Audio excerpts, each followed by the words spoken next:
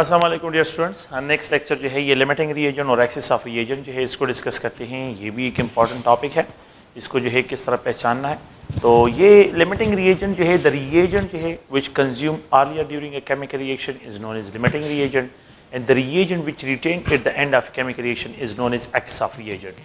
Question ये मतलब ये कि डिफरेंट टाइप्स ऑफ पेपर में ये क्वेश्चन इंट्रोड्यूस हुए हैं कि which of the following act as a limit which of the following act as a limiting reagent, following act as a limiting reagent। इनमें से जो है कौन सा लिमिटिंग रिएजेंट काम करता है। लेट सपोज उन्होंने ऑप्शन ये है कि ये नाइट्रोजन है, you have to treat with hydrogen, you will get 2 mole of ammonia. ये ए ऑप्शन है, बी है, सी है और ये डी है। सो यहाँ पे नाइट्रोजन, हाइड्रोजन, अगर आप देखिए हाइड्रोजन, अमोनिया और नन ऑफ द एबो। तो इसमें जो है आप लोग ये पॉइंट जो है मेरा कि ये क्वेश्चन जो है 3 पेपर में आया है, 11 और 13 और 15 के पेपर में ये प्रेजेंट है। एंड देयर इज नन जो है इसमें क्या है, ये क्वांटिटी जो है बैलेंस केमिकल इक्वेशन है, there is no limiting reagent, इसमें कोई लिमिटिंग रिएजेंट डिस्क्राइब नहीं होगा। तो जो स्टोइकोमेट्रिक क्वांटिटी हो तो उसमें जो है आप लोगों के पास कभी भी लिमिटिंग रिएजेंट डिस्क्राइब नहीं होता है। जब the quantity of the reactant क्या गिवन हो, नॉन स्टोइकोमेट्रिक गिवन हो, नॉन स्टोइकोमेट्रिक वैल्यूज गिवन हो। लेट्स सपोज जो है ये नाइट्रोजन है and if it combine with the 3 moles of hydrogen you will get 2 mole of ammonia जो है यहाँ पे प्रोड्यूस होगा। अगर मैं यहाँ पे ये लिखूँ कि मुझे जो है 1 मोल ऑफ द नाइट्रोजन दिया जाए, 3 मोल ऑफ हाइड्रोजन, तो ये अमाउंट स्टोइकोमेट्रिक है, there is no limiting reagent. अगर मुझे यहाँ पे ये कहा जाए कि 10 मोल कंबाइन होता है 30 मोल के साथ, विच of the following act is a limiting reagent, यहाँ पे भी कोई लिमिटिंग रिएजेंट नहीं है। अगर मुझे ये कहा जाए कि 25 mole of the nitrogen are allowed to react with 75 mole of hydrogen, तो ये भी 1:3 है, तो यहाँ पे भी कोई लिमिटिंग रिएजेंट नहीं होगा। अगर मुझे ये कहा जाए कि 250 मोल of nitrogen is allowed react with the 750 मोल, तो ये भी यहाँ पे कोई लिमिटिंग रिएजेंट डिस्क्राइब नहीं होगा। तो जहाँ पे भी आपके पास रिएक्टेंट की क्वांटिटी 1:3 के साथ कम्बिनेशन में in case of ammonia given हो तो there will be no limiting reagent, इसमें कोई लिमिटिंग रिएजेंट नहीं होगा। लेकिन अगर क्वेश्चन आपको ये दिया जाए कि if we have a container और इस कंटेनर में जो है नाइट्रोजन है और hydrogen is allowed to react to combine, और यहाँ पे ये दिया जाए कि लेट्स सपोज है 20 moles of nitrogen are allowed to react, मैं इसको एक्सप्रेस करता हूँ कि यहाँ पे जो है आप लोगों के पास 70 मोल्स ऑफ हाइड्रोजन।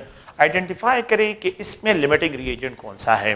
तो अगर आप देखें ये 20 मोल्स ऑफ द नाइट्रोजन है और 70 मोल्स ऑफ हाइड्रोजन है, मैंने इसको किस तरह, मैंने यहाँ पे आना है, नाइट्रोजन को देखें और यहाँ पे हाइड्रोजन को देखें, ये नाइट्रोजन हाइड्रोजन है। अगर मुझे 1 के लिए 3 चाहिए तो 20 मोल ऑफ नाइट्रोजन के लिए मुझे क्या चाहिए, 3 टाइम ऑफ 20 चाहिए कि नहीं, तो 3 टाइम मल्टीप्लाइड तो ये 60 मोल। मेरे पास यहाँ पे अवेलेबल कितना है, यहाँ पे 70 है। इसका मतलब ये है कि अगर मेरे पास यहाँ पे 60 है तो ये 20 मोल इससे 60 मोल कंज्यूम करेगा और 10 मोल अनरिएक्टेड रह जाएगा। तो 10 मोल क्या होगा, वो अनरिएक्टेड रह जाएगा, ये एक्सेस में रह जाएगा और ये जो है इससे कंज्यूम करेगा। तो मेरा लिमिटिंग रिएजेंट जो होगा वो क्या होगा, वो नाइट्रोजन जो है यहाँ पे डिस्क्राइब होगा। अ रिएजेंट विच कंज्यूम, तो जो पहले कंज्यूम होगा इसमें नाइट्रोजन कंज्यूम होगा और जो रिटेन होगा वो आप लोगों के पास क्या होगा, हाइड्रोजन जो है यहाँ पे रिटेन हो जाएगा। So the reagent which retain at the end of chemical reaction is known as a excess of reagent. तो यहाँ पे लिमिटिंग रिएजेंट नाइट्रोजन जो है डिस्क्राइब किया जाएगा। सेकंड केस, ये तो फर्स्ट केस हो गया। सेकंड केस में मैं क्या करता हूँ कि ये मेरे पास एक कंटेनर है और इस कंटेनर में नाइट्रोजन है, hydrogen are allowed to mix up, इसको मिक्सअप करता हूँ। यहाँ पे जो है अगर मैं यहाँ पे लिख देता हूँ कि let's suppose 30 mole of the nitrogen, 30 mole of nitrogen मैंने लिया है और यहाँ पे 100 मोल जो है, अगर आप लोग देखें 100 मोल ऑफ हाइड्रोजन जो है यहाँ पे मैं ले रहा हूँ। 100 मोल ऑफ हाइड्रोजन और 30 mole of nitrogen are allowed to mix up. Identify करें which of the following act is a limiting reagent, इसमें से कौन सा जो है इज अ लिमिटिंग रिएजेंट जो है यहाँ पे काम करता है। तो आपने क्या करना है, बैलेंस केमिकल इक्वेशन की तरफ आना है और बैलेंस केमिकल इक्वेशन में ये नाइट्रोजन है, आप इसको देखिए, इस क्वेश्चन को सॉल्व करते हैं और यहाँ पे ये 3 मोल्स ऑफ हाइड्रोजन है। यहाँ पे 1 के लिए मुझे क्या चाहिए, 3 चाहिए।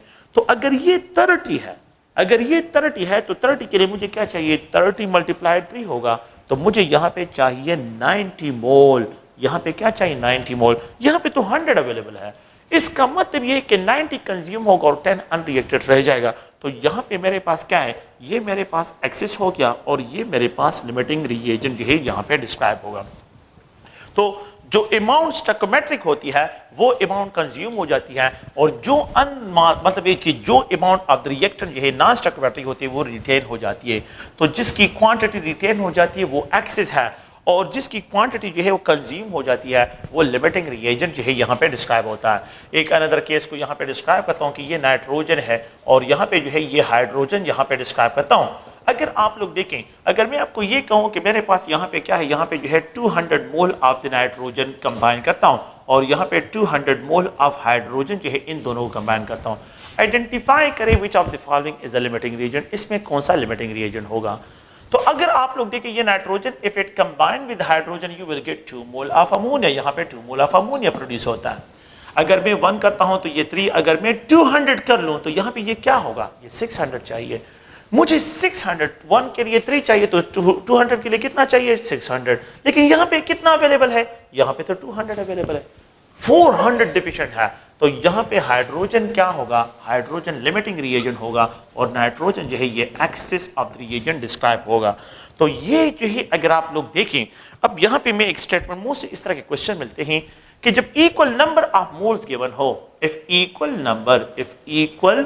नंबर ऑफ मोल्स जो है of moles of reactants are given हो, रिएक्टेंट्स आर गिवन, सो आसान सा पॉइंट ये है then the limiting reagent, तो आप लोगों ने limiting reagent, then the limiting reagent will be the one, will be बस directly उसको solve करें, will be the one having will be the one जो है will be the one having जो है having greater molar coefficient, having greater molar coefficient, जिसका molar coefficient जो है ज्यादा होगा वही आपका limiting reagent डिस्क्राइब होगा। अच्छा, इसका molar coefficient क्या है, 1 है, इसका molar coefficient क्या है, ये 3 है। तो जिसका मोलर कोफिशिएंट ज्यादा होगा यही लिमिट, लेकिन ये उस केस में कि अगर इनके equal number of mole given हो। तो if equal number of mole given हो then the limiting reagent will be the one having greater molar coefficient. Let's suppose ये A है और ये B है, यहाँ पे अगर आप देखें तो यहाँ पे जो है इन दोनों को कंबाइन करता हूँ और यहाँ पे जो है प्रोडक्ट बनता है, यहाँ पे जो है 5 है, यहाँ पे जो है ये 2 है। मैं आपको ये कहूँ कि मैंने क्या किया है कि मैंने 500 mole of A and 500 mole of B, ये दोनों नंबर ऑफ मोल इक्वल है कि नहीं, इन दोनों को मिक्सअप करता हूं। विच ऑफ द फॉलोइंग, आसान सा पॉइंट ये है कि जिसका मोलर कोफिशिएंट ज्यादा होगा वही लिमिटिंग रिएजेंट जो है डिस्क्राइब होगा। तो इसमें A लिमिटिंग रिएजेंट डिस्क्राइब होगा और B जो है वो एक्सिस ऑफ रिएजेंट जो है डिस्क्राइब किया जाएगा। तो ये एक पॉइंट है कि if equal number of moles of reactant are given then the limiting reagent with the one having greater molar coefficient, जिसका molar coefficient सबसे ज्यादा होगा उसको limiting reagent डिस्क्राइब किया जाएगा। लेट्स सपोज अगर मैं यहाँ पे एक और एग्जांपल को कर लूँ कि ये hydrogen is allowed to react with the chlorine, you will get 2 mole और 2 जो है यहाँ पे mole of hydrochloric acid produce होता है। If 1 mole of hydrogen is allowed to react with the 1 mole of chlorine, you will get 2 mole of HCl यहाँ पे produce होगा। अगर मैं आपको ये कहूँ कि मेरे पास एक कंटेनर है और उस कंटेनर में मैंने यहाँ पे क्या क्या है कि यहाँ पे हाइड्रोजन है और यहाँ पे क्लोरीन है, और इस कंटेनर में मैंने यहाँ पे मिक्सअप किया है 50 मोल ऑफ हाइड्रोजन और मैंने यहाँ पे मिक्सअप किया है 40 mole of chlorine. Which of the following act, मुझे 1 मोल के लिए 1 चाहिए तो 50 के लिए 50 चाहिए, लेकिन ये 50 है और ये 40 है। इट मीन्स यहाँ पे ये क्या है, ये स्मॉलर वैल्यू है, ये स्टोइकोमेट्रिक क्वांटिटी 50 से कम आ रहा है, तो मुझे तो 50 के लिए क्या चाहिए 50, लेकिन यहाँ पे तो अवेलेबल 40 है। तो ये क्या होगा, लिमिटिंग रिएजेंट होगा और ये जो है आप लोगों के पास excess of the reagent describe किया जाएगा। अगर मैं इस केस में जिसमें number of moles of both of the reactant are equal हो, ये नंबर ऑफ मोल जो है यहाँ पे यहाँ नंबर ऑफ मोल इक्वल है। अगर मैं आपको ये कहूँ कि if equal number of moles of the hydrogen and chlorine are allowed to react, identify करें which of the following is a limiting reagent. अगर मैं यहाँ पे ये लिखूं कि यहाँ पे जो है ये हाइड्रोजन है और यहाँ पे ये क्लोरीन है, 100 मोल ऑफ हाइड्रोजन और 100 मोल ऑफ क्लोरीन जो है अगर मैं ये अलाउ करके रिएक्ट करूं, मैंने नंबर ऑफ मोल को कंबाइन ले, तो if both have same coefficient, अगर इनके कोफिशिएंट सेम हो, so there is no limiting, the amount is stoichiometric, no limiting reagent का कंसेप्ट यहाँ पे अप्लाई होगा। नो लिमिटिंग रिएजेंट इसमें अवेलेबल होगा if equal number of mole, अगर मोलर कोफिशिएंट सेम हो, and if the molar coefficient are different हो तो और इनके इक्वल नंबर मिक्सअप हो, the limiting reagent with the one having greater molar coefficient, जिसका मोलर कोफिशिएंट सबसे ज्यादा होगा वही आप लोगों के पास जो है लिमिटिंग रिएजेंट डिस्क्राइब किया जाएगा। तो ये अगर आप लोग देखें लिमिटिंग रिएजेंट में जब भी the quantity of the reactor non stoichiometric हो तो फिर लिमिटिंग रिएजेंट का कंसेप्ट उस पर अप्लाई होता है। एक अनदर रिलेशन है जिसको जो है यहाँ पे मास मास रिलेशनशिप से इसको डिस्क्राइब करता हूँ कि मास मास रिलेशनशिप है। लेट्स सपोज है ये hydrogen is allowed to react with oxygen, you will get 2 mole of water जो है यहाँ पे आप लोगों के पास प्रोड्यूस होता है। If the hydrogen is allowed to react with the oxygen you will get 2 mole of water जो है यहाँ पे ये प्रोड्यूस होता है। वी कैन आल्सो राइट जो है 2 मोल इस रिएक्ट यहाँ पे जो है इसको 1 mole and we can also write is that 2 mole of water produce होता है। ये it is also equal to 4 gram, ये 4 ग्राम के बराबर। It is also equal to 32 gram और यहाँ पे जो है 36 ग्राम ऑफ वाटर प्रोड्यूस होता है। अगर आप देखें, अगर मैं ये कहूं कि 4 ग्राम 32 ग्राम के साथ कंबाइन होता है एक कंटेनर में, तो ये अमाउंट स्टोइकोमेट्रिक है। There is no limiting reagent, इसमें कोई लिमिटिंग रिएजेंट डिस्क्राइब नहीं होगा कि यहाँ पे द क्वांटिटी क्या है, ये स्टोइकोमेट्रिक क्वांटिटी 4 ग्राम और 32 ग्राम है, ये स्टोइकोमेट्रिक क्वांटिटी है। अगर मैं ये कहूं कि 40 ग्राम और 320 ग्राम कंबाइन होते हैं तो ये भी स्टोइकोमेट्रिक अमाउंट है। अगर मैं ये कहूं कि 0.4 ग्राम 3.2 ग्राम के साथ कंबाइन होता है, ये भी स्टोइकोमेट्रिक अमाउंट है। अगर मैं ये कहूं कि 2 ग्राम कंबाइन होता है 16 ग्राम ऑफ हाइड्रोजन, ये हाफ कर लेते, ये भी हाफ हो गया, ये भी स्टोइकोमेट्रिक, देयर इज नो। अगर मैं ये कहूं कि 1 ग्राम जो है 8 ग्राम ऑफ हाइड्रोजन ऑक्सीजन के साथ कंबाइन होता है, ये स्टोइकोमेट्रिक है। 1 ग्राम ऑफ हाइड्रोजन 8 ग्राम के साथ कंबाइन होता है, 9 ग्राम ऑफ वाटर प्रोड्यूस होता है, ये स्टोइकोमेट्रिक क्वांटिटी है। There is no limiting reagent, इसमें कोई लिमिटिंग रिएजेंट नहीं है। द फर्स्ट केस ये है कि अगर मास मास में, अगर मैं यहां पे ये हाइड्रोजन है और ये ऑक्सीजन है, वाटर की बात कर रहा हूं कि लेट सपोज करते हैं कि if we allow 10 gram of, बल्कि मैं इस तरह लिख देता हूं कि 8 ग्राम ऑफ हाइड्रोजन, अगर मैं 8 gram of hydrogen is allowed to react with 32 gram of oxygen, identify करें which of the following is a limiting reagent. आपने इस इक्वेशन की तरफ आना है। अगर आप देखिए 4 ग्राम के लिए मुझे कितना चाहिए, 4 ग्राम के लिए 4 ग्राम ऑफ हाइड्रोजन के लिए मुझे 32 चाहिए। अगर ये 8 ग्राम हो जाए तो फिर तो मुझे 64 चाहिए, लेकिन यहां पे 8 ग्राम के लिए कितना अवेलेबल है, 32, तो 32 लिमिट में है। तो मतलब ये है कि यहां पे ऑक्सीजन क्या होगा, ऑक्सीजन जो है ये लिमिटिंग रिएजेंट होगा और ये आप लोगों के पास excess of the reagent describe किया जाएगा। तो यहां पे जो स्टोइकोमेट्रिक से जिसकी क्वांटिटी एक्सीड करे वो एक्सेस है, और जिसकी स्टोइकोमेट्रिक वैल्यू पे जो इस रिएक्टेंट की वैल्यू आ जाती है तो वो आप लोगों के पास क्या डिस्क्राइब किया जाएगा, यहाँ पे आप लोगों के पास ये लिमिटिंग रिएजेंट डिस्क्राइब किया जाएगा। तो इसमें ऑक्सीजन है। सेकंड केस में अगर आप लोग देखें कि यहाँ पे जो है आप लोगों के पास कंटेनर है और इसमें हाइड्रोजन और ये ऑक्सीजन को मैं अलाउड टू मिक्सअप, इन दोनों को क्या करता हूँ, ये मिक्सअप करता हूँ और यहाँ पे जो है मैं 8 ग्राम ऑफ द हाइड्रोजन लेता हूँ और यहाँ पे जो है मैं ऑक्सीजन की जो है, अगर आप लोग देखें ये 8 ग्राम ऑफ हाइड्रोजन है, या चले 10 ग्राम ऑफ हाइड्रोजन लेते हैं, 10 ग्राम ऑफ हाइड्रोजन में लेता हूं और यहां पे 100 ग्राम ऑफ ऑक्सीजन लेते हैं। आइडेंटिफाई करें कि which of the following is a limiting reagent. इनमें किस जो है आप लोगों के पास किसकी जो है कौन सा लिमिटिंग रिएजेंट होगा। देखिए 4 ग्राम के लिए मुझे 32 चाहिए 4 ग्राम के लिए मुझे 32 चाहिए। 8 ग्राम के लिए मुझे कितना चाहिए, 8 ग्राम के लिए मुझे जो है यहां पे अगर आप लोग देखें तो ये 64 ग्राम चाहिए। और अगर ये 10 ग्राम आ जाए तो 4 डबल हो गया, तो ये डबल हो गया, यहाँ पे सिर्फ 2 इंक्रीज आ गया है। यहाँ पे कितना इंक्रीज आ रहा है, 2 इंक्रीज आ रहा है। तो अगर ये 10 ग्राम जो है तो 8 ग्राम के लिए अगर आप इसको क्रॉस कर लेते हैं, मतलब ये कि क्रॉस मल्टीप्लिकेशन करें और आप लोग इससे वैल्यूज फाइंड आउट करते हैं, तो यहाँ पे 4 ग्राम के लिए जो है यहाँ पे 4 से जब ये 8 कर लेते हैं ये डबल हो जाता है, ये भी डबल हो जाता है। लेकिन मैंने यहाँ पे क्या किया, जस्ट ओनली 2 इंक्रीज देके आया, तो 2 इंक्रीज अगर देके आता हूँ तो यहाँ पे 16, तो ये राउंड अबाउट ये आप लोगों के पास 80 ग्राम होगा। 80 ग्राम ऑफ द ऑक्सीजन जो है इसके लिए, क्योंकि 16 डिफरेंस आएगा। अगर आप लोग देखें हाइड्रोजन के 10 ग्राम के लिए मुझे 80 ग्राम चाहिए, हाइड्रोजन के 10 ग्राम के लिए मुझे 80 ग्राम ऑफ द ऑक्सीजन चाहिए, लेकिन ऑक्सीजन यहाँ पे कितना अवेलेबल है, 100 ग्राम, तो इससे 80 ग्राम तो कंज्यूम हो जाएगा, while 20 ग्राम अनरिएक्टेड रह जाएगा, एक्सेस रह जाएगा। तो hydrogen is describe as a limiting reagent और ऑक्सीजन इज डिस्क्राइब यहाँ पे एक्सेस ऑफ द रिएजेंट जो है इसको डिस्क्राइब किया जाएगा। अच्छा, एक थर्ड केस ये है कि अगर हम एक थर्ड केस में जो है कि यहाँ पे ये हाइड्रोजन है, if we have to allow hydrogen and oxygen, इनको अलाउ करते हैं और यहाँ पे मैं लिखता हूँ कि लेट्स सपोज जो है यहाँ पे जो है इसको एक्सप्रेस करता हूँ कि यहाँ पे जो है 20 gram of hydrogen is allowed to react with 20 gram of oxygen, which of the following will act as a जो है इसमें कौन सा एज अ लिमिटिंग रिएजेंट, ये थर्ड केस है। दोनों के इक्वल मासेस, दोनों रिएक्टेंट के क्या की है, इक्वल मासेस दी है, दोनों रिएक्टेंट के इक्वल मासेस दी है। जब दोनों रिएक्टेंट के इक्वल मासेस दी हो तो आप लोग प्लीज गौर से सुने कि 4 ग्राम के लिए मुझे जो है 32 ग्राम चाहिए, यहां पे 20 ग्राम के लिए तो मुझे 20 टाइम ये 32 के ग्राम, यहां पे 20 दिया है तो किसका मास कम आ रहा है, ऑक्सीजन के लिए। तो ऑक्सीजन जो है यहां पे लिमिटिंग रिएजेंट डिस्क्राइब किया जाएगा।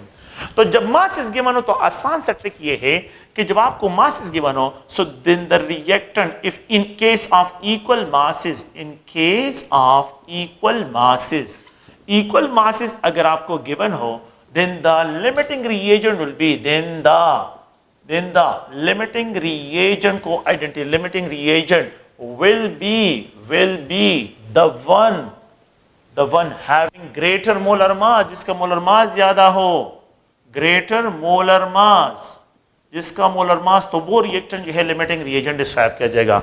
तो हाइड्रोजन का मोलर मास 2 ग्राम है और ऑक्सीजन का मोलर मास क्या है, 32 ग्राम यहां पे आ रहा है। तो टोटल मास जो है यहां पे 4 ग्राम है, यहां पे ये 32। जो जब इक्वल मासेस गिवन हो तो जिस रिएक्टेंट का मोलर मास ज्यादा जो है कंपाउंड में आ रहा हो, मतलब केमिकल रिएक्शन में ज्यादा आ रहा हो, वो जो है डायरेक्टली उसको क्लिक करे, वो आपका लिमिटिंग रिएजेंट होगा। तो इसका ट्रिक ये है कि in case of equal masses के केस में, then the limiting reagent with the one having greater molar mass, जिसका मोलर मास ज्यादा हो, तो वो आप लोगों के पास लिमिटिंग रिएजेंट डिस्क्राइब किया जाएगा। तो आप इसको प्लीज जहन में रखें कि लिमिटिंग रिएजेंट जो है इसमें कौन सा होगा, आप लोगों ने जो है इस पॉइंट को जहन में रखना है। लेट्स सपोज मैं यहाँ पे ये नाइट्रोजन है और यहाँ पे ये हाइड्रोजन है, and if it combine it will produce 2 mole of ammonia, ये 2 मोल ऑफ अमोनिया प्रोड्यूस करता है। ये 1 मोल है, ये जो है 3 मोल यहाँ पे है, ये प्रोड्यूस करता है 2 मोल। मैं यहाँ पे ये 28 ग्राम मोलर मास है इसका, और यहाँ पे जो है 6 ग्राम इसका मास यहाँ पे आ रहा है। अगर मैं आपको ये कहूं कि अगर मैं equal masses of nitrogen and hydrogen को अलाउ करूं to react, which of the following will act as a limiting reagent, तो अगर मैं इनके इक्वल मासेस लेता हूं, इक्वल मासेस, तो जिसका मोलर मास ज्यादा वही लिमिटिंग रिएजेंट डिस्क्राइब किया जाएगा। तो अगर मैं ये कहूं कि 28 gram of nitrogen is allowed to react with the 28, ये इक्वल मासेस हो गए कि नहीं? अगर मैं ये कहूं कि 6 ग्राम of nitrogen, 6 gram of hydrogen, अगर मैं ये कहूं कि 100 gram of nitrogen, 100 gram of hydrogen, और अगर मैं ये कहूं कि 200 gram of the nitrogen, 200 gram of hydrogen, अगर मैं ये कहूं कि यहाँ पे जो है 28 kg of nitrogen, 28 kg of hydrogen, तो आसान सा ट्रिक ये है कि जिसका मोलर मास ज्यादा इक्वल मासेस में, वही आप लोगों का लिमिटिंग रिएजेंट डिस्क्राइब किया जाएगा। So nitrogen will be describe as a limiting reagent क्योंकि इसका मोलर मास क्या है, वो ज्यादा है। सो जिन कंपाउंड्स में आप लोगों के पास क्या हो, जिन रिएक्टेंट्स हो और उस पे जो है आप लोगों को इक्वल मासेस गिवन हो, तो उसको सॉल्व करने की कोई जरूरत नहीं है, बस सिर्फ मोलर मास को पहचाने कि कौन से रिएक्टेंट का मास जो है वो ज्यादा कंट्रीब्यूट करे इस केमिकल रिएक्शन में। जिसका मास ज्यादा कंट्रीब्यूट करता है वही आपका लिमिटिंग रिएजेंट जो है क्या होगा, वो डिस्क्राइब होगा। तो ये एक जनरल जो है अगर आप लोग देखें इसके लिए ट्रिक है। तो if you have to find the masses to masses ratio जो है, इफ लेट्स सपोज आप लोगों के बुक में एक क्वेश्चन है कि carbon dioxide is allowed to react with water, you will get carbonic acid. ये ईटा के पेपर में भी ये क्वेश्चन प्रेजेंट है, ईटा के पेपर में भी ये क्वेश्चन आया है कि carbon dioxide is allowed to react. उन्होंने देखा यहाँ पे लिखा है कि 120 ग्राम ऑफ कार्बन डाइऑक्साइड, ये मास ऑफ कार्बन डाइऑक्साइड है, और यहाँ पे it is allowed to react with 80 gram of water, 80 gram of water के साथ कम जो है अलाउ करते हैं। सो क्वेश्चन ये है आइडेंटिफाई करें कि which of the following is a limiting reagent. Second point ये है कि excess of reagent. Third point ये है कि द अमाउंट ऑफ प्रोडक्ट कितना बनेगा, अमाउंट ऑफ प्रोडक्ट की क्वांटिटी को फाइंड आउट करें। ये 3 ऑप्शंस हैं, इन ऑप्शंस को देखें। अगर आप इस इक्वेशन को देखें, कार्बन डाइऑक्साइड और ये वाटर है और यहाँ पे जो है ये कार्बनिक एसिड है, ये 44 gram of carbon dioxide, 18 gram of water, it produces 62 gram of कार्बनिक एसिड जो है ये प्रोड्यूस करता है। कि अगर 44 ग्राम है, 18 ग्राम है, ये 62 ग्राम प्रोड्यूस करता है। अगर आप लोग देखिए 44 ग्राम ऑफ वाटर के लिए, 44 ग्राम ऑफ कार्बन डाइऑक्साइड के लिए वी नीड 18 ग्राम। अगर मैं 120 ग्राम लिखूं तो 120 इसको क्रॉस करें, how many grams of water will be required for the 120 gram of water. हमने इसको ऑलरेडी डिस्क्राइब किया कि अगर आप इसको क्रॉस करें तो ये जब क्रॉस होता है 44 gram into x is equal to 18 into 120, 44 को जो है यहाँ पे ट्रांसफर करें, x को फाइंड आउट करना है, यू विल गेट 49.1। तो यहाँ पे जो है आप लोगों के पास 49.1 ग्राम जो है रिक्वायर्ड होगा। तो आप लोग इस क्वेश्चन को देखें कि 120 के लिए 80 अवेलेबल है, 120 ग्राम के लिए स्टोइकोमेट्रिक अमाउंट 49.1 ग्राम जो है ये रिक्वायर्ड होता है, लेकिन अवेलेबल कितना है, 80 है। अगर आप लोग देखिए 80 अवेलेबल है, यहाँ पे 80 अवेलेबल है, तो इसका मतलब ये है कि 120, तो इसमें कार्बन डाइऑक्साइड लिमिटिंग रिएजेंट हो गया, और यहाँ पे 31 अनरिएक्टेड है, तो ये जो है वाटर जो है ये एक्सेस ऑफ द रिएजेंट जो है आप लोगों के पास यहाँ पे डिस्क्राइब होता है।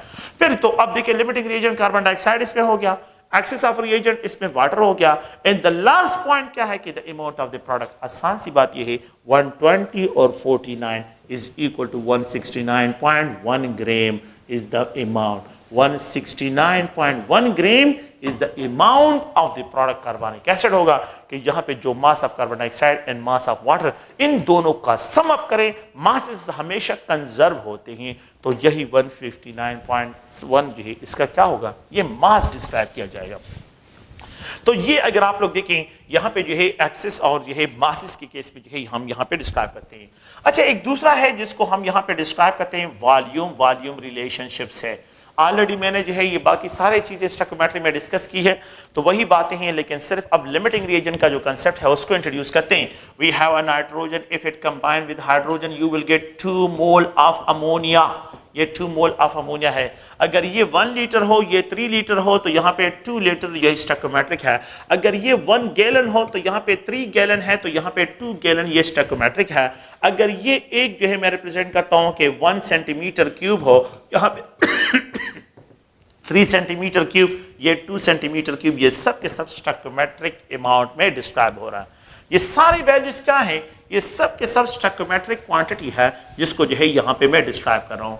अगर आप लोग देखें, मैं यहाँ पे 3 केसेस को डिस्कस करता हूँ। द फर्स्ट केस ये है कि अगर मेरे पास ये कंटेनर है और इस कंटेनर में नाइट्रोजन और हाइड्रोजन को मिक्सअप करता हूँ। अच्छा, मैं यहाँ पे लेता हूँ जो है, यहाँ पे रिप्रेजेंट करता हूँ 30 लीटर ऑफ द नाइट्रोजन, और यहाँ पे ले जाता हूँ कि यहाँ पे 100 litre of hydrogen are allowed to mix up. Which of the following will act as a limiting reagent? Which of the following act as a जो है एक्सेस ऑफ रिएजेंट है? तो आप फिर यहाँ पे आ जाएं, नाइट्रोजन है और यहाँ पे हाइड्रोजन है और यहाँ पे ये 2 मोल ऑफ अमोनिया। अगर आप देखिए 1 के लिए मुझे कितना चाहिए, 3 चाहिए। अगर ये 30 हो जाए तो ये तो 90 मुझे चाहिए। यहाँ पे कितना लीटर है, 100 है, तो 90 चाहिए, 100 अवेलेबल है, तो 90 कंज्यूम हो जाएगा, 10 अनरिएक्टेड रह जाएगा। तो ये जो है एक्सेस होगा, एक्सेस ऑफ रिएजेंट, और ये लिमिटिंग रिएजेंट आपके पास डिस्क्राइब किया जाएगा, लिमिटिंग रिएजेंट डिस्क्राइब किया जाएगा। So which of the following will act as a limiting reagent? Second point ये है कि ये मेरे पास एक कंटेनर है और इसमें जो है नाइट्रोजन है और यहाँ पे हाइड्रोजन है, एंड इफ वी अलाउ, मैं यहाँ पे डिस्क्राइब करता हूँ कि लेट्स सपोज जो है यहाँ पे 200 litre of the nitrogen are allowed to mix up with the 400 litre of hydrogen. 400 litre of hydrogen के साथ में which of the following act as a limiting reagent? आप देखें, फिर वही बात है कि 1 लीटर के लिए 3 चाहिए, तो अगर ये 200 लीटर हो तो मुझे 600 चाहिए। 2 मल्टीप्लाइड 3 होगा कि नहीं, तो 2 multiplied 3 is equal to 60।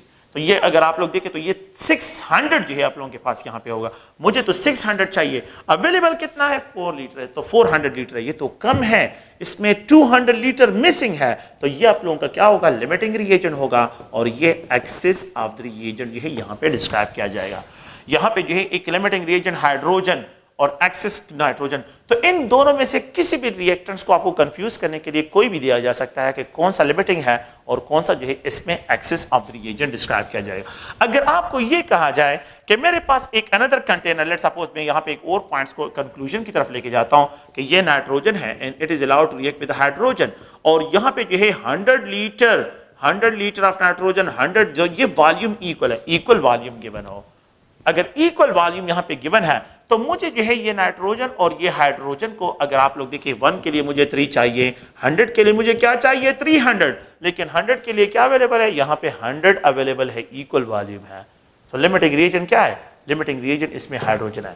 So in case of equal volume, मैं यहाँ पे सिर्फ ये चेंजेस लेके आता हूँ, और से सुने ये point, in case of equal volume, अगर in case of equal volume of the reactant are allowed to react, in case of equal volume of the reactant are allowed to react, then the limiting is with the 1 having greater molar coefficient, जिसका molar coefficient ज्यादा होगा वही आपका limiting reagent describe किया जाएगा। Let's suppose अगर मेरे पास ये वाटर है, हाइड्रोजन है, ये ऑक्सीजन है और यहाँ पे जो है ये 2 मोल ऑफ वाटर बनता है। अगर मुझे ये कहा जाए कि 1000 litre of hydrogen, 1000 litre of oxygen, ये हाइड्रोजन हो गया और ये ऑक्सीजन है, are allowed to mix up, मैंने इसको देखना है। जिसका मोलर कोफिशिएंट ज्यादा होगा वही मेरा लिमिटिंग रिएजेंट डिस्क्राइब किया जाएगा। तो अगर आप लोग देखें, अगर मैं यहाँ पे जो है ये क्या है, hydrogen is allowed to react with the chlorine, you will get 2 mole of HCl। 1 litre of hydrogen, 1 litre of chlorine, 2 litre of HCl produce होता है। 10 litre of hydrogen, 10 litre of chlorine, 20 litre जो है ये produce होता है। एक chemical reaction है, उसमें मैं क्या करता हूँ, 10 लीटर जो है हाइड्रोजन लेता हूँ और उसमें 40 litre of the chlorine mix up करता हूँ। कैलकुलेट करे the volume of the HCl, तो 40, तो ये 10 लीटर ऑफ हाइड्रोजन इससे 10 कंज्यूम कर लेगा क्लोरीन से, 30 अनरिएक्टेड रह जाएगा, 20 लीटर ऑफ द प्रोडक्ट बन जाएगा और 30 लीटर जो है वो अनरिएक्टेड यहाँ पे रह जाएगा। तो ये आप लोगों के पास अनरिएक्टेड और वो आप लोगों के पास क्या होगा, ये आप लोगों के पास जो है प्रोडक्ट जो है इसकी अमाउंट बनेगी। ठीक है, तो ये लिमिटिंग रिएजेंट का कंसेप्ट है। इस लिमिटिंग रिएजेंट के कंसेप्ट को आप लोगों ने जहन में रखना है और ये बहुत इजी है, लेकिन बस सिर्फ जो है स्टोइकोमेट्री को जहन में रखें और स्टोइकोमेट्रिक क्वांटिटी से जो एक्सीड करेगा वो एक्सेस है और जो स्टोइकोमेट्रिक क्वांटिटी को लेवलाइज करता है एक्सेस वाले को, उसको लिमिटिंग रिएजेंट से डिस्क्राइब करते हैं। सो नेक्स्ट जो है, ये तो लिमिटिंग रिएजेंट का जो कंसेप्ट था हमने डिस्कस कर लिया। अगर आप देखें तो इसमें हम अब डिस्कशन करते हैं यील्ड ऑफ रिएक्शन, कि यील्ड ऑफ रिएक्शन क्या है, इसको जो है हमने किस तरह डिस्क्राइब करना है। Yield of reaction, the amount of product obtained during a chemical reaction, the amount of product obtained during a chemical reaction, during a chemical process is known as yield of reaction। इसको yield of reaction से describe करते हैं कि जो amount of the product obtain होता है during a chemical reaction, तो इसको जो है हम yield of reaction से डिस्क्राइब करते हैं। yield of reaction जो है ये 2 टाइप्स के होते हैं। एक होता है theoretical yield, एक जो है यहाँ पे डिस्क्राइब करते हैं theoretical yield of reaction, और एक जो है अगर आप लोग देखें तो यहाँ पे जो है डिस्क्राइब करते हैं actual yield of reaction। तो 2 किस्म के yield डिस्क्राइब करते हैं, एक theoretical yield है और एक actual yield of reaction जो है डिस्क्राइब करते हैं। अच्छा, theoretical yield क्या है कि लेट्स सपोज ये hydrogen is allowed to react with oxygen, अगर हम इसको हाइड्रोजन को ऑक्सीजन के साथ कंबाइन करते हैं, यहाँ पे 2 मोल ऑफ वाटर प्रोड्यूस होता है। Let's suppose 2 mole of hydrogen जो है ये 1 मोल ऑफ ऑक्सीजन के साथ जो है कंबाइन होता है तो 2 मोल ऑफ वाटर प्रोड्यूस होता है। 4 gram of hydrogen 32 gram of oxygen के साथ कंबाइन होता है 36 gram. So the amount of product calculated from a balance chemical equation that is known as theoretical yield, उसको जो है हम क्या कहते हैं, theoretical yield भी कहते हैं। So the maximum obtainable yield is also known as maximum obtainable yield। Maximum obtainable yield जो है उसको हम क्या रिप्रेजेंट करते हैं, theoretical yield से डिस्क्राइब करते हैं। The amount of product calculated, कि जिसको कैलकुलेट करते हैं, calculated from a balance chemical equation, from a balance chemical equation, it is also known as जो है इसको theoretical yield से डिस्क्राइब करते हैं, chemical equation. So it is also known as theoretical yield, इसको theoretical yield कहते हैं। So the amount of product calculated from a balanced chemical equation is known as theoretical yield, or the maximum obtainable yield is also known as जो है theoretical yield भी इसको describe करते हैं। Let's suppose अगर हम जो है इस एक्चुअल yield को अगर आप लोग देखें तो it is also called practical yield, इसको प्रैक्टिकल yield भी कहते हैं। It is also called experimental yield, इसको एक्सपेरिमेंटल yield भी कहते हैं। And this yield is also called, इसको हम जो है लेबॉर्ट्री yield से भी डिस्क्राइब करते हैं कि ये लेबॉर्ट्री yield भी इसको ये सारे वर्ड इसके लिए यूज करते हैं। तो अब मैं लेबॉर्ट्री जाता हूं और लेबॉर्ट्री में एक एक्सपेरिमेंट परफॉर्म करता हूं, और जब एक्सपेरिमेंट परफॉर्म करता हूं, एक्सपेरिमेंट परफॉर्म करने के बाद जो प्रोडक्ट मेरे पास आ जाता है तो फिर उसको जो है मैंने क्या डिस्क्राइब करना है, उसको मैंने जो है experimental yield, theoretical yield, sorry experimental yield, laboratory yield और प्रैक्टिकल yield या एक्चुअल yield जो है इसको डिस्क्राइब करते हैं। तो जब मैं लेबॉर्ट्री जाता हूं तो आफ्टर परफॉर्मिंग एक्सपेरिमेंट, जो एक्सपेरिमेंट परफॉर्म करने के बाद जो yield ऑफ द रिएक्शन मेरे पास आ जाता है उसको जो है हम क्या डिस्क्राइब करते हैं, actual yield, experimental yield, practical yield या लैब yield जो है इसको लेबॉर्ट्री yield से इसको डिस्क्राइब करता हूं। एक्चुअल yield इज ऑलवेज जो है, actual yield is always lesser than the theoretical yield। Actual yield is always lesser than theoretical yield, ये स्टेटमेंट है कि एक्चुअल यील्ड जो है ये हमेशा थ्योरेटिकल यील्ड से कम होता है। और इसके रीज़न होते हैं कि वाई जो है आप लोगों के पास प्लीज़ जहन में रखें वाई कि यहाँ पे क्यों जो है एक्चुअल यील्ड जो है वो थ्योरेटिकल यील्ड से जो है ये हमेशा कम होता है। तो उसके रीज़न जो होते हैं, पहला जो है हम प्रॉपर बैलेंस हमारे पास नहीं है कि वो हमें प्रॉपर वेट जो है वे करें। तो पहला जो एरर होता है, हम प्रॉपर और जो कंपाउंड्स होते हैं, रिएक्टेंट्स होते हैं, उन रिएक्टेंट्स की प्रॉपर वेट नहीं कर सकते, इसको वेइंग एरर से डिस्क्राइब करते हैं। सेकंड पॉइंट ये है कि यहाँ पे एक बंदा स्किलफुल है और दूसरा बंदा जो है उसके साथ स्किल्स नहीं है, how to handle the chemical, के केमिकल को किस तरह हैंडल करते हैं, किस तरह कैलकुलेट करते हैं, किस तरह जो है उनकी हैंडलिंग करते हैं, प्रॉपर कैलकुलेशन या स्किल उसके साथ नहीं है। तो एक बंदा जो है एक्सपेरिमेंट परफॉर्म करते हैं और उसको जो है एक्सपेरिमेंट के रिएक्शन कंडीशन का पता नहीं है कि how to carry on the reaction, तो यहाँ पे स्किल्स जो है ये बहुत इंपॉर्टेंट है। द थर्ड वन जो है अगर आप लोग देखें तो यहाँ पे जो है मैं इसको रिप्रेजेंट करता हूँ कि रिएक्शन कंडीशन को, अगर एक बंदा जो है रिएक्शन कंडीशन को प्रॉपर मॉनिटर नहीं कर सकता तो ये भी जो है इसका रीज़न है। तो इस वजह से जो है एक्चुअल यील्ड उसके साथ क्या होगा, वो कम आएगा। द फोर्थ वन जो है यहाँ पे रिएक्शन रिवर्सिबिलिटी है कि यहाँ पे रिएक्शन क्या है, ये रिवर्सिबल है और रिवर्सिबिलिटी ऑफ द रिएक्शन जो है also decreases the amount of product, ये प्रोडक्ट की अमाउंट को क्या करता है, ये जो है डिक्रीज कर लेता है। तो रिएक्शन रिवर्सिबिलिटी है, यहाँ पे रिएक्शन कंडीशंस हैं, यहाँ पे स्किल्स हैं, यहाँ पे वेइंग एरर है और इन जो है अगर आप लोग देखें एक्सपेरिमेंटल एरर जो होते हैं कि जो बंदा जो है ज़्यादा एक्सपेरिमेंटल एरर्स करता है, तो इन सब में जो है मैकेनिकल लॉस भी हो या एक्सपेरिमेंटल एरर जो होते हैं या रिएक्शन रिवर्सिबिलिटी है, रिएक्शन कंडीशंस है, अगर वो प्रॉपर जो है ट्रांसफ़र नहीं कर सकता साइंटिफिक वे के ज़रिए, अगर वो प्रॉपर साइंटिफिक वे के ज़रिए इस कंपाउंड को आइसोलेट नहीं कर सकता तो डेफिनेटली उसका प्रोडक्ट क्या होगा, वो कम से कम ऑब्जर्व होगा। तो रिएक्शन कंडीशन को प्रॉपर मॉनिटर नहीं कर सकता, रिएक्शन रिवर्सिबिलिटी, उसका प्रोडक्ट डिकम्पोज हो रहा है, तो एक्सपेरिमेंटल एरर ज़्यादा है, स्किल्स उसके साथ कम है, वेइंग एरर है। तो ये रीज़न है जिसकी जो है हम यहाँ पे डिस्क्राइब करते हैं कि actual yield is always lesser than theoretical yield. तो एक्चुअल यील्ड जो है ये हमेशा यहाँ पे हम डिस्क्राइब करते हैं थ्योरेटिकल यील्ड से।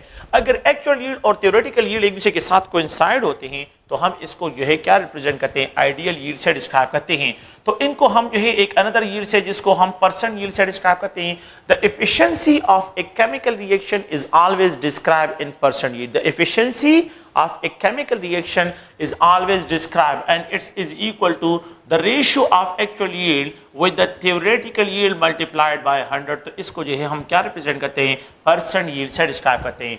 तो percent yield is the ratio of actual yield to theoretical yield into 100, actual yield by theoretical yield into 100 जो है यहाँ पे इसको डिस्क्राइब। लेट्स सपोज मैं एक एक्सपेरिमेंट स्टूडेंट 1 है, एक स्टूडेंट 2, स्टूडेंट 3, 3 एक्सपेरिमेंट जो एक स्टूडेंट को हम 3 डिफरेंट स्टूडेंट्स हैं और उनको एक्सपेरिमेंट परफॉर्म करते हैं और उनको कहते हैं कि आप 4 ग्राम और 32 ग्राम जो है ऑक्सीजन ले और ये 36। स्टूडेंट 1 ने एक्सपेरिमेंट परफॉर्म कर लिया तो उसके साथ उसने 4 ग्राम और 32 ग्राम को मिक्सअप कर लिया तो ही गॉट 43, बजाय ये कि 36 ग्राम आ जाए उसके साथ 34 ग्राम आ जाता है।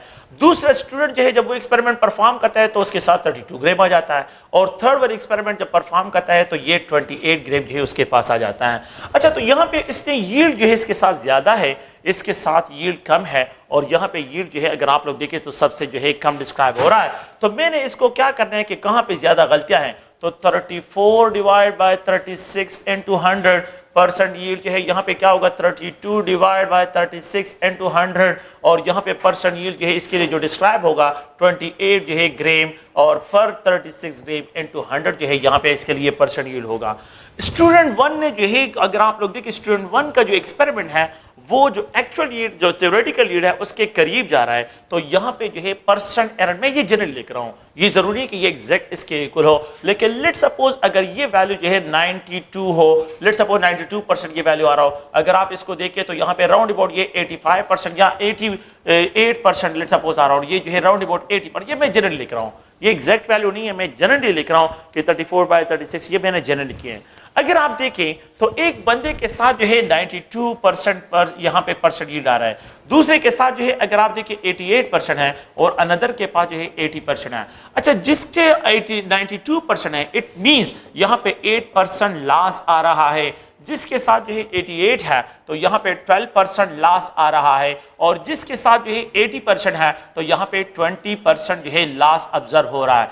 तो 20% लास्ट में मैक्सिमम एक्सपेरिमेंटल एरर होंगे और यहाँ पे 8% लास्ट में जो है यहाँ पे 8% लास्ट है, तो यहाँ पे एक्सपेरिमेंटल एरर जो है वो कम है। एक्सपेरिमेंटल एरर जितने इंक्रीज होते हैं परसेंट लॉस इंक्रीज होता है, और एक्सपेरिमेंटल एरर जितने कम होंगे तो यहाँ पे लो एक्सपेरिमेंटल परसेंट एरर जो है लो एक्सपेरिमेंटल एरर्स है, यहाँ पे एक्सपेरिमेंटल एरर इंक्रीज हो जाते हैं, और यहाँ पे जो है सबसे ज्यादा एक्सपेरिमेंटल एरर जो है अगर आप लोग देखें परसेंट एक्सपेरिमेंटल एरर यहाँ पे ज्यादा होते हैं।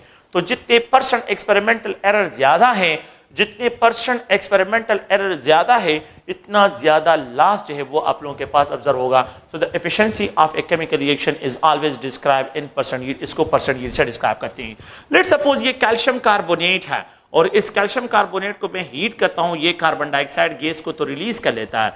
अगर मैं यहां पे आप लोगों को ये कह दूं कि let's suppose 100 gram of calcium carbonate हो, तो how many grams of the calcium, तो what's will be the theoretical yield of calcium oxide. तो आप लोग देखें यहाँ पे कैल्शियम जो है ये अगर आप 40 है, ये 16 है, 56 ग्राम और ये 44 ग्राम, तो 44 ग्राम कार्बन डाइऑक्साइड तो इवापोरेट हो जाएगा, मतलब इवॉल्व हो जाएगा, और यहाँ पे जो है आप लोगों के पास तो theoretical yield for 100 gram of calcium carbonate जो है theoretical yield of calcium oxide is equal to 56 gram है। अगर मैं 50 ग्राम कर लूं तो यहाँ पे जो है ये 28 ग्राम ऑफ कैल्शियम ऑक्साइड, अगर मैं 25 ग्राम कर लूं तो यहाँ पे जो है ये 14 ग्राम ऑफ कैल्शियम ऑक्साइड का ये थ्योरेटिकल यील्ड है। और अगर मैं यहाँ पे जो है 1001 kg ऑफ कैल्शियम कार्बोनेट को हीट करता हूँ तो वी विल गेट 560 ग्राम। तो ये इसका, तो 1 kg कैल्शियम कार्बोनेट का थ्योरेटिकल यील्ड 560 है, 25 ग्राम कैल्शियम कार्बोनेट के लिए 14 है, 50 के लिए जो है 28 है, और 100 के लिए अगर आप लोग देखें तो यहाँ पे आप लोगों के पास 56 ग्राम जो है ये आप लोगों के पास थ्योरेटिकल यील्ड है। सो द थ्योरेटिकल यील्ड वो यील्ड होता है the yield that is obtain, the yield that is calculated, जिसको कैलकुलेट करते हैं from a balance chemical equation, it is known as theoretical yield, इसको थ्योरेटिकल यील्ड से describe करते हैं। एक एक्सपेरिमेंट मैंने परफॉर्म कर दिया और इसमें मैंने कैल्शियम कार्बोनेट लिया है, और कैल्शियम कार्बोनेट को अगर आप लोग देखें मैंने इसके 50 ग्राम्स दिए हैं और इट प्रोड्यूसेस कैल्शियम ऑक्साइड जो है, ये कैल्शियम ऑक्साइड के यहाँ पे मैं जो है डिस्क्राइब करता हूँ कि लेट्स सपोज जो है ये प्रोड्यूस करता है 25 ग्राम of calcium oxide. What is, मैंने इसको हीट किया है, मैंने इसको क्या कि एक्सपेरिमेंट परफॉर्म किया है, इसको स्ट्रॉन्ग हीटिंग की है लेबोरेटरी में और it produce 25 gram. So what should be its percent yield, इसका परसेंट यील्ड क्या होगा, तो percent yield will be equal to, ये आप लोगों के पास एक्चुअल यील्ड है क्योंकि एक्सपेरिमेंट परफॉर्म करने के बाद है 25 ग्राम। 25 ग्राम जो है ये अगर आप लोग देखें तो ये जो है मैंने एक्सपेरिमेंट, मैंने इसके लिए थ्योरेटिकल यील्ड फाइंड आउट करना है, ये एक्चुअल यील्ड हो गया क्योंकि मैंने ये कहा कि 50 ग्राम ऑफ कैल्शियम कार्बोनेट को अगर मैं हीट करता हूं तो ये 25 ग्राम ऑफ कैल्शियम ऑक्साइड जो है ये प्रोड्यूस करता है। तो मैंने क्या करना है, मैंने जो है यहां पे आना है 50 ग्राम ऑफ कैल्शियम कार्बोनेट के लिए अगर आप लोग देखें theoretical yield of calcium oxide कितना आ रहा है, ये 28 है, और यहां पे मेरे पास एक्सपेरिमेंटल वैल्यू क्या है 25। तो यहां पे क्या करें, यहां पे 28 ग्राम जो है आप लोग लगा लें, 100 मल्टीप्लाई करें, इनका रेशियो निकालें, तो जितना रेशियो आप लोग के पास यहाँ पे वैल्यू आएगा वो आप लोगों के पास परसेंट यील्ड होगा।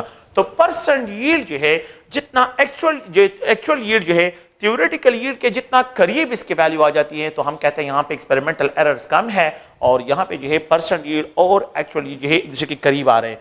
तो जितना एक्चुअल यील्ड और परसेंट यील्ड एक दूसरे के करीब आते हैं एक्सपेरिमेंटल एरर जो है वो आप लोगों के पास जो है डिक्रीज होते हैं, परसेंट यील्ड जो है ये आप लोगों के पास इंक्रीज ऑब्जर्व होता है। तो इफ अ केमिकल रिएक्शन हो और उसमें 4/5% जो है 4 बाय, अगर आप लोगों के पास क्या केमिकल रिएक्शन है, लेट्स सपोज जो है ये ए है और यहाँ पे जो है ये बी में यहाँ पे रिप्रेजेंट करता हूँ, इस रिएक्शन में ए जो है प्रोडक्ट में कन्वर्ट हो रहा है, इस रिएक्शन में जो आप लोगों के पास क्या है यहाँ पे एक्चुअल यील्ड जो है let's suppose is equal to 4/5 time of theoretical yield के बराबर है। So what should be the, इसके लिए जो मैं डिस्क्राइब करूंगा, so what should be its percent yield, इसका परसेंट यील्ड क्या डिस्क्राइब होगा। तो आप लोगों ने क्या करना है, आपने इस इक्वेशन को अगर आप लोग देखें तो मैं डायरेक्टली इस पॉइंट को भी लिख सकता हूं कि यहाँ पे जो है percent yield will be equal to, यहाँ पे percent yield actual yield is equal to 4/5 time, it means 4 में अगर आपके पास जो है मैं रिप्रेजेंट करता हूं कि थ्योरेटिकल यील्ड 5 है, अगर theoretical yield 5 है